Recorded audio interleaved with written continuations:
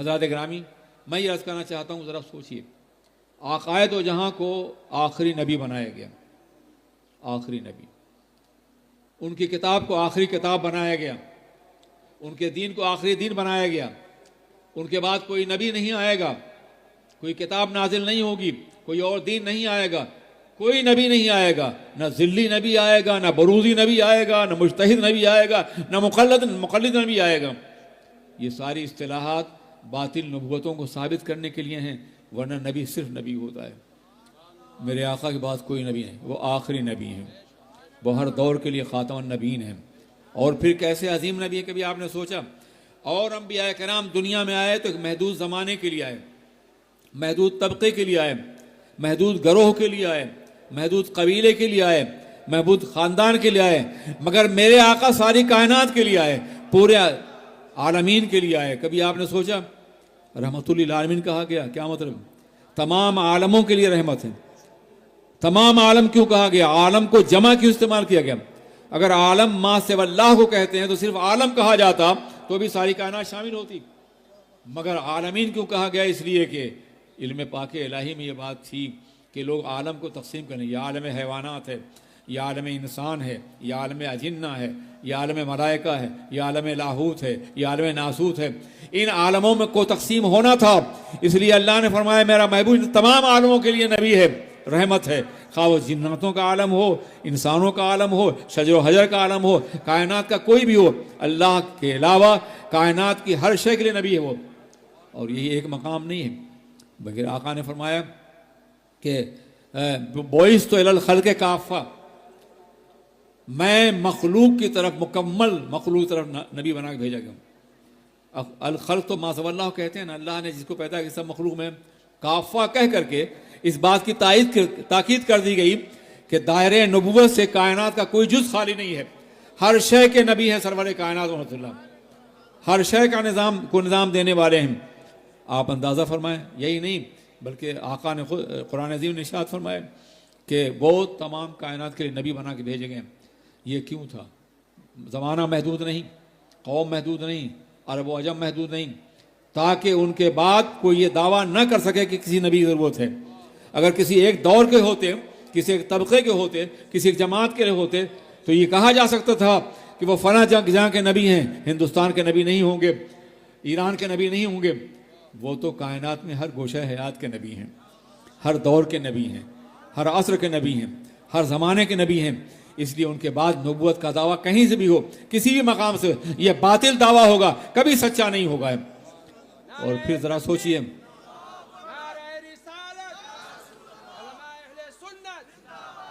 قرآن پاک کا اسلوب دیکھیے، جہاں جہاں قوموں کا تذکرہ ہوا ہے یا نبوت کا تذکرہ ہوا، من قبل کا، من قبل کا، من قبل کا، کہیں ایک مقام پہ من بعد کا بھی دکھایا گیا ہوتا، یعنی آپ سے پہلے تو انبیاء کرام آتے رہے ہیں، لیکن آپ کے بعد کوئی نبی نہیں آئے گا، کوئی دعویٰ نبوت نہیں کر سکے گا۔ عزیزان میں سے ایک تو وجہ یہ ہے کہ سرور کائنات ساری کائنات کے لیے رحمت بھی ہیں، کائنات کی ہر شے کے لیے نبی بھی ہیں۔ آپ پہچانیں یا نہ پہچانیں، کائنات کا ذرہ ذرہ انہیں پہچانتا ہے۔ اگر نہ پہچانتا تو پتھر نقش کف پائے مصطفیٰ کیوں اتار لیتا؟ نہ میرے دل نہ جگر پر، نہ دیدہ تر پر، کرم کریں تو نشان قدم ہو پتھر پر۔ اگر نہ پہچانتا درست کلمہ کیوں پڑھتے؟ اگر نہ پہچانتا کائنات کا ہر ذرہ تو کائنات کے ذرے ذرے سے کلمہ توحید کی آواز کیسے آتی؟ اگر کائنات کی ہر شے نہ پہچانتی تو پہاڑ لرزتا ہو کیوں نظر آتا؟ یہ سب کچھ آپ نے دیکھا۔ اگر کائنات کی ہر شے نبی نہ مانتی تو ہرنی فریاد کیوں کرتی؟ آپ ذرا سوچئے، اونٹ فریاد کیوں کرتا؟ دریا وحشت کے علاقوں میں اور جنگلوں میں آپ کے دامن کرم سے جانور لپٹ کیسے جاتے، پناہ کیسے مانگتے؟ کائنات کی ہر شے نبی سمجھتے تھے۔ اگر کائنات کی ہر شے نبی نہ سمجھتی تو کائنات کا ذرہ ذرہ ان کے قدمان ناز کو بوسہ دینے کی تیار کیوں نہ ہوتا؟ ہر شے کے نبی ہیں، عالم ملکوت کے بھی نبی ہیں، عالم لاہوت کے نبی ہیں، عالم ناسوت کے نبی ہیں، اور وہ عالم جس کا کوئی نام نہ دیا جا سکے، پیغمبر اعظم اس کے بھی نبی ہیں۔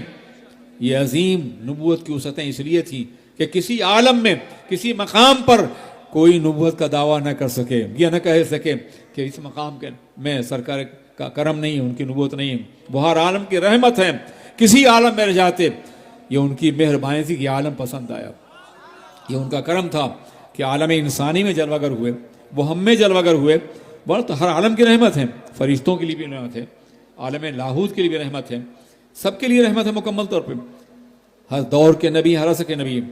ایک اور سوال یہاں پیدا ہوتا ہے کہ آخر سرور کائنات ہی کو ساری کائنات کا نبی کیوں بنایا گیا؟ ان سے پہلے انبیاء کرام کو یہ منصب کسی اور کو کیوں نہیں عطا کیا گیا؟ جانتے ہیں اس کی وجہ کیا ہے؟ میرے معبود، میرے رب، میرے عالم الغیب پروردگار عالم کے علم ازلی میں یہ بات تھی کہ سرور کائنات محمد الرسول اللہ کا، ہمارے نبی کا جو زمانہ ہوگا، وہ زمانہ اپنی ترقیوں کے اعتبار سے بہت بے پناہ ترقی یافتہ ہوگا، اس لیے ان کی نبوت کو پوری کائنات میں پھیلا دو، مسلمان جہاں بھی جانا چاہے تبلیغ کر سکے اور دعوت کر سکے۔ اگر بالفرض یہ جناب موسیٰ کو نبی بنایا جاتا تو ان کی قوم کتنا سفر کر سکتی تھی، کہاں تک جا سکتی تھی، کیا دائرہ تبلیغ ہوتا اس کا؟ مگر مسلمان کا دائرہ تبلیغ پوری کائنات اس وقت ہے۔ آج کے دور کے وسائل کی بنیاد پہ، آج کے دور کے ذرائع کی بنیاد پر مسلمان ہر مقام پہ پہنچ سکتا ہے، ہر مقام پہ جا سکتا ہے، دعوت کر سکتا ہے۔ اس لیے سرکار کو پورے یونیورس کا اور پوری کائنات کا نبی بنایا گیا، آخری نبی بنایا گیا، ان کے بعد کوئی اور نبی نہیں گا۔ آخری نبی بنانے کے لیے ضروری تھا کہ چند باتیں ہمیشہ کے لیے محفوظ کر دی جاتی، کتاب محفوظ کر دی جاتی، عقیدہ الہ محفوظ کر دیا تھا، عقیدہ نبوت محفوظ کر دیا تھا، اور یہ تینوں اس طرح محفوظ ہیں کہ دنیا میں کسی قوم اور کسی کے اندر دعوت نہیں ہے کہ عقیدہ الہ کو اس قدر واضح، اس قدر روشن، اس قدر نمایاں پیش کیا گیا ہو، خدا کے عقیدے کو جس طرح قرآن عظیم نے پیش کیا ہے، جس طرح اسلام نے پیش کیا ہے، جس طرح خدا کے تصور کو بلکہ خدا کے عقیدے کو پیش کیا گیا ہے عزیزان ملت اسلامیہ۔ اور یہی نہیں بلکہ عقیدہ الہ کو ہر طرح کی کمزوریوں سے پاک کر دیا گیا ہے۔ ایک مغربی مفکر کہتا ہے پیغمبر اسلام کا سب سے بڑا کمال یہ تھا کہ انہوں نے عقیدہ الہ کو مرئی اور مجسم نہ بنا کے ہمیشہ کے لیے ذلیل ہونے سے بچا لیا۔ آپ جملے کو سمجھ رہے ہیں، ذرا مشکل ہوگا۔ یعنی اگر اللہ کا عقیدہ کسی مجسم شکل میں ہوتا، کسی تصویر میں ہوتا تو قدموں سے رونق دیا جاتا، مگر وہ ان تمام باتوں سے بلند ہے، حتیٰ کہ وہم و خیال سے بلند ہے، وہم کے میں نہیں پہنچتا، خیال بھی نہیں پہنچتا، اے برتر گمان و خیال و وہم اس کی ذات ہے مکمل طور پر۔ وہم بھی طرح طرح کے ہوتے ہیں، خیال بھی طرح طرح کے ہوتے ہیں، نہ خیال کا اضطراب پہنچ سکتا ہے وہاں تک، اور نہ وہم کا وہم پہنچ سکتا ہے۔ سب سے بلند بنایا گیا یہ عقیدہ صرف اسلام کے اندر جو خود عقیدہ الہ ہے، جس میں کبھی کوئی وہ نہیں ہے، اور پھر ایسا کہ ایک اور تین کی غیر معقولیت بھی نہیں ہے، بلکہ ایک ہے وہ، جہاں شرک نہیں ہے، جہاں تقسیم نہیں ہے، جہاں ایسا نہیں ہے کہ خدا بھی ہے اور سولی پہ چڑھ رہا ہے، خدا بھی ہے اور معاذ اللہ سو معاذ اللہ گناہوں کا کفارہ بھی بن رہا ہے، ایسا نہیں ہے۔ وہ گناہ بخشنے والا ہے، وہ قادر مطلق ہے، وہ الہ ہے۔ یہی حال آپ ذرا سوچئے، یہی حال نبوت کا ہے۔ دنیا کے جتنے بھی لوگ دعویٰ دار نبوت ہیں ان میں کسی زندگی محفوظ نہیں ہے، کسی کی زندگی نہیں مکمل طور پر محفوظ نہیں، کچھ گوشے ہوں گے، حیات کے کچھ لمحے ہوں گے، مگر پوری زندگی محفوظ نہیں ہے۔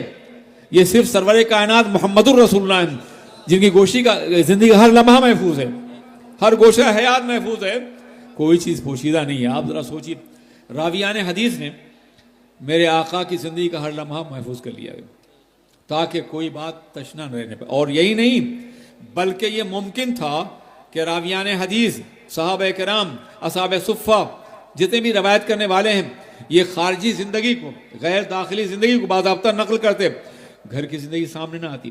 جناب عائشہ صدیقہ کو ان کے دامن کرم سے وابستہ کر دیا گیا کہ بیرونی زندگی بھی نمایاں ہو اور داخلی زندگی بھی نمایاں ہو۔ یہ ایک مصلحت تھی پروردگار عالم کی، یہ مصلحت تھی کہ جس طرح سے دنیا کے مرد قانون مصطفیٰ سے استفادہ کر رہے ہوں، دنیا کی عورتیں بھی، اگر ہماری ماں جناب عائشہ نہ ہوتی تو واللہ العظیم دنیا کی نصف آبادی عورتوں کی محروم قانون ہوتی، تشنہ قانون ہوتی۔ یہ وہ مصلحت تھی جس کی بنیاد پر حریر کے ایک ٹکڑے پر باضابطہ مشیت نے ان کی تصویر بھیجی تھی، یہ تمہاری شریکی زندگی ہے، یہ تمہاری شریک حیات ہے۔ اور اس عمر میں جو عمر ان کے دامن جو سرکار کے دامن میں آئی ہیں، اپنے حافظے کے اعتبار سے، اپنی قوت کے اعتبار سے، اپنے اخذ اور صلاحیت کے اعتبار سے اتنی عظیم تھی کہ اس عمر میں نہ آتی تو یقین طور پہ اسلام مکمل نہ ہوتا، اسلام تشنہ رہ جاتا۔ تو میں عرض کرنا چاہتا ہوں، کوئی بات پوشیدہ نہیں رہے گی۔